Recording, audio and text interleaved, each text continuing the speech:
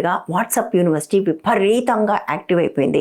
ఇది కాంగ్రెస్ కరప్షన్కి నిదర్శనం అని చెప్తున్నారు. దీనికి సంబంధించి మనం పెట్టిన కమ్యూనిటీ పోస్టుల కింద, మనం పెట్టిన షార్ట్స్ కింద కూడా ఇవే కామెంట్స్ చేస్తున్నారు. నిజమే, ఇది కాంగ్రెస్ కట్టిన బ్రిడ్జ్ 1985లో. కానీ దానికి మెయింటెనెన్స్ అనేది ఒకటి ఉంటుంది కదా, మెయింటెనెన్స్ ఎందుకు సరిగా చేయలేదు? అంతేకాదు, ఇది సమస్యాత్మకంగా ఉంది అని రాతపూర్వకంగా ఫిర్యాదు చేసినా కూడా ఎందుకు పట్టించుకోలేదు?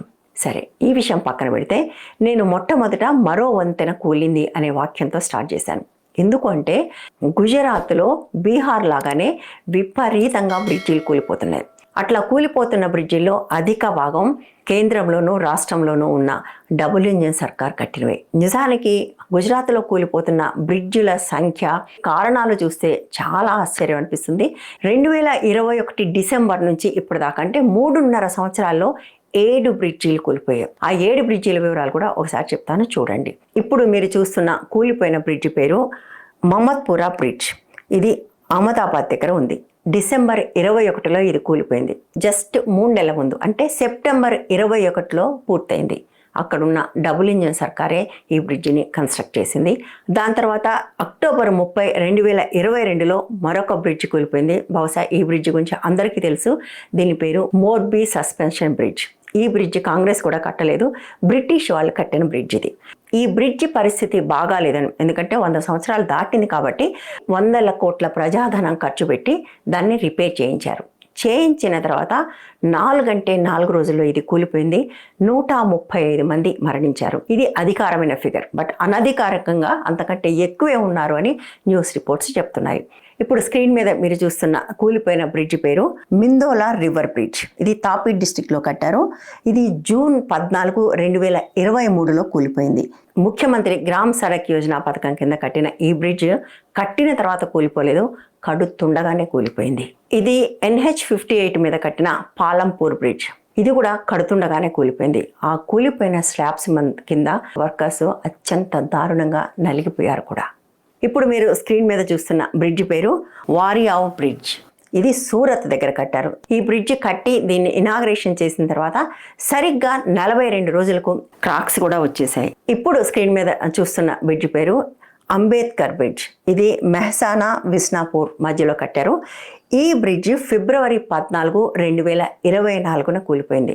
ఈ బ్రిడ్జ్ కొంచెం పాతది. ఎంత పాతదో తెలుసా? 10 సంవత్సరాల పాతది. అంటే గుజరాత్ సర్కారే, అంటే బీజేపీ సర్కారే 2014లో ఈ బ్రిడ్జిని కట్టింది.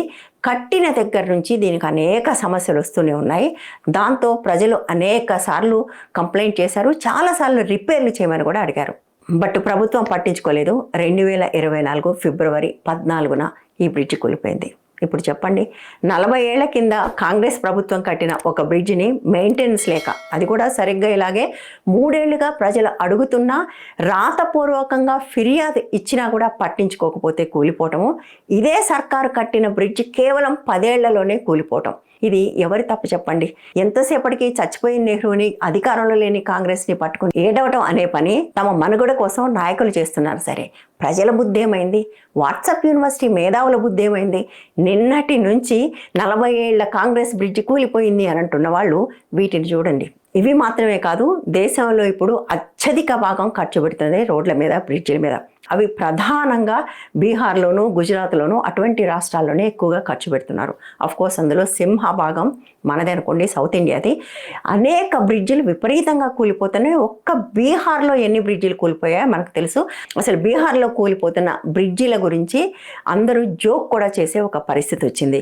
బీహార్లో కూలిపోయిన బ్రిడ్జిలకు సంబంధించిన వార్తలు స్క్రోల్ చేస్తుంటే నాకు 2 వార్తలు కనిపించాయి. అఫ్కోర్స్ చాలా వార్తలు కనిపించాయి అనుకోండి.